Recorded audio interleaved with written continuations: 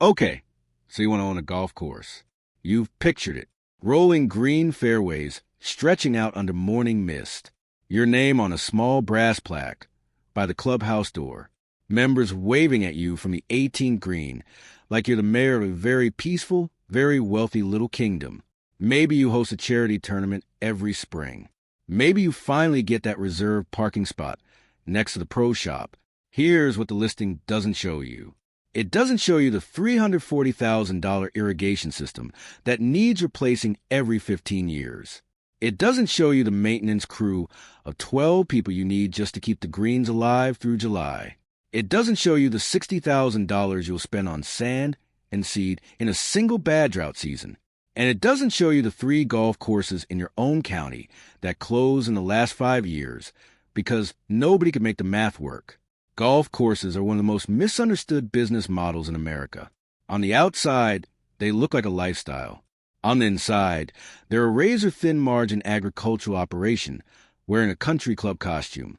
By the end of this video, you'll understand exactly what it actually costs to buy, build, and run a golf course, why so many of them are quietly losing money even as membership fees climb, and why some of the richest people in the country still keep buying them anyway. The category breakdown. Golf course is not one business. It's at least 5 different businesses wearing the same green jacket.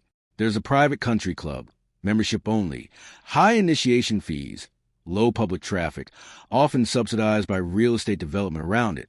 There's the daily fee public course. Anyone can walk up and pay to play. High volume, low margin per round. There's a resort course, attached to a hotel, where golf is really just a marketing feature for room bookings. There's a municipal course, city or county owned, often run at a loss on purpose as a public amenity. And there's the executive or par, 3 course, smaller footprint, cheaper to maintain, aimed at beginners and quick rounds. These 5 categories share fairways and flagsticks, but almost nothing else financially. A private club with 300 dues-paying members and a $40,000 initiation fee has a completely different cash flow than a municipal course charging $28 for 18 holes to whoever shows up. This video focuses on the daily fee public course because it's the most common ownership path for someone buying in from outside the club world, and because its economics are the most brutally exposed. There's no initiation fee cushion, no dues buffer, just rounds played, times price per round, minus a mountain of fixed costs that don't care whether it rained this week. The big number that gets bigger. The first number you'll hear is the purchase price. It is never the real number.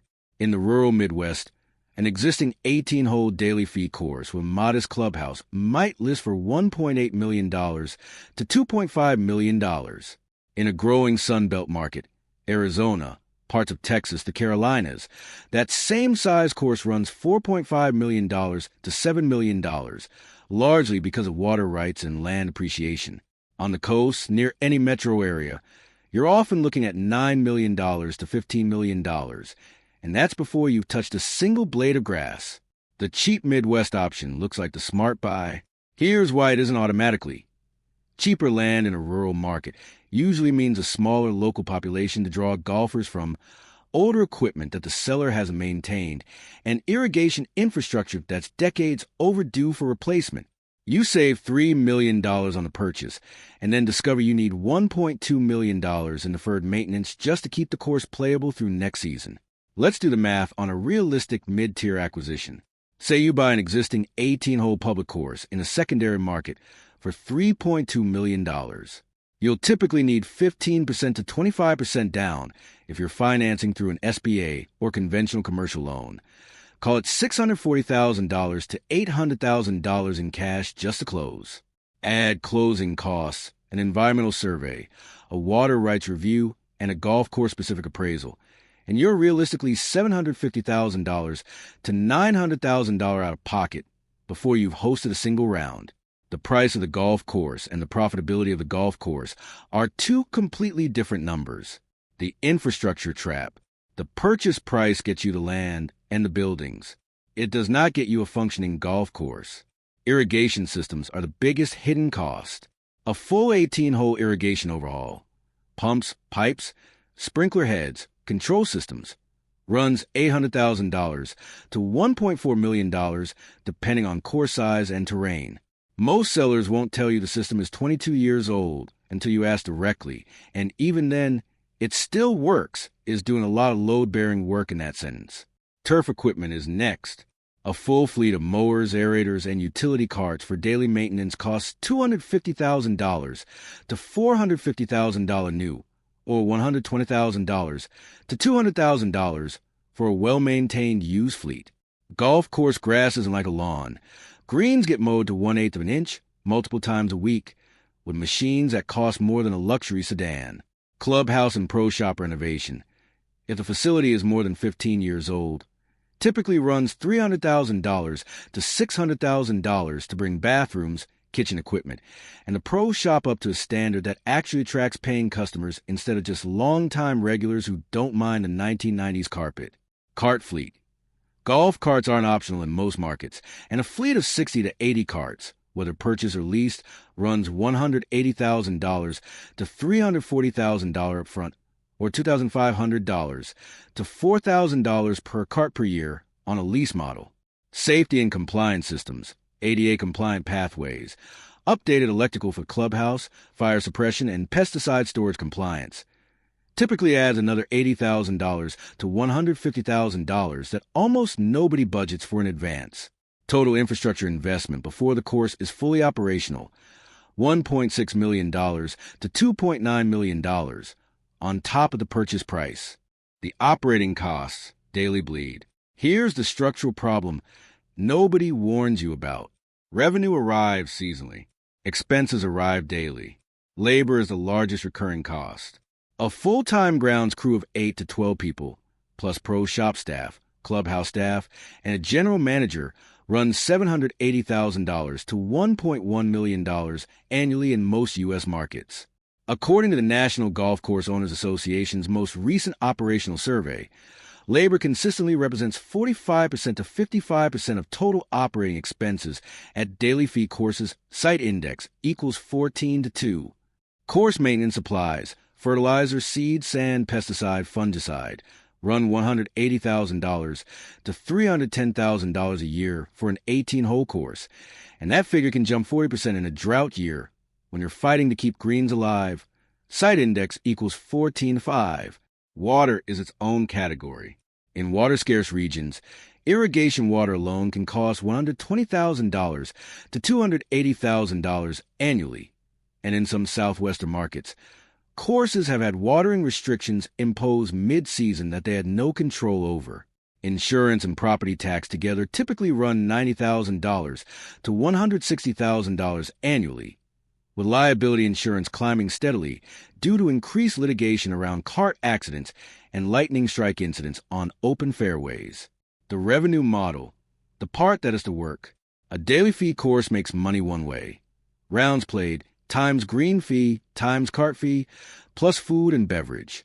Let's run the numbers. A course averaging 28,000 rounds a year, a solid, healthy figure for a well-located public course. An average green fee plus cart of $52 per round generates $1,456,000 in golf revenue.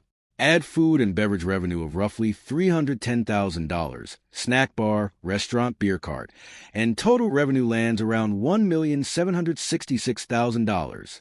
Now subtract total operating costs. Labor at $950,000, maintenance supplies at $240,000, water at $180,000, insurance and tax at $120,000, utilities and general overhead at $140,000, and debt service on that $3.2 million purchase at roughly $210,000 a year. Total costs, $1,840,000. That course just lost $74,000 in a year with solid attendance and no major disasters. Even in a genuinely good year, say rounds climb to 32,000 and you tighten costs, margins in this industry typically land between 0% and 4% net profit. A savings account at a credit union pays more. The volatility factor. Now introduce weather. A single wet spring, 12 extra rainy weekends between March and June, which happens more often than owners want to admit, can eliminate 3,000 to 4,000 rounds of play. At $52 per round, that's $156,000 to $208,000 in lost revenue that never gets recovered, because golfers who don't play in April don't magically play double in August. There's a well-known pattern in the industry. Operators who bought at the top of the local real estate boom, assuming rounds would keep climbing, got caught when a recession hit, and discretionary spending on golf was one of the first things households cut. As one longtime course consultant, David Renner of Fairway Advisory Group, put it, golf is the first luxury people cut and the last one they add back. Owners who don't plan for that get run over by their own optimism. The twist, why the rich still buy these? If golf courses are this financially marginal, why do wealthy individuals and private equity groups keep acquiring them? Names like Donald Trump, Tiger Woods' TGR Design portfolio, and various real estate holding groups tied to figures like the Wilder family in Florida keep showing up in golf course ownership records. The operating business is rarely the reason. The real reasons, land banking. A golf course sitting on 150 acres near a growing metro area is often worth dramatically more as future residential development than as a golf course. Owners can operate at a loss for years while the land appreciates, then sell to developers for 4 to 8 times the golf course valuation. There's also a specific tax mechanism, conservation easements. An owner can donate development rights on a portion of the course to a land trust, taking a charitable deduction based on the difference between the land's development value and its restricted value. On a $6 million course, a conservation easement covering the back nine's undeveloped buffer zones might generate a $2.5 million tax deduction, sheltering income for years while the owner keeps operating the front nine as a golf business. The golf course is not the business. The tax status is the business. 2 scenarios, the good year, the bad year. The good year, 31,000 rounds played, strong food and beverage sales from a busy wedding and event season, a mild summer with no major drought. Net result, roughly $38,000 in profit, plus the underlying land appreciates 4%. Call it $128,000 in paper equity gain. Total position improvement, around $166,000. The bad year, a wet spring costs 4,000 rounds. A well pump fails in July, an unplanned $45,000 repair. A liability claim from a cart rollover costs $18,000 after the deductible. Net result, a $142,000 operating loss, partially offset by the same 4% land appreciation of $128,000, leaving the owner down roughly $14,000 a year, but only because the land happened to be worth more. The dollar swing between those two scenarios is over $180,000 on the same course, with the same owner, in the same market 1 year apart. The difference between owners who build wealth here and owners who go broke here is not intelligence. It is cash reserves, diversified revenue beyond just green fees, and the ability to survive the bad year without panic selling into it. So, back to that morning mist, the brass plaque by the clubhouse door, the members waving from the 18th green.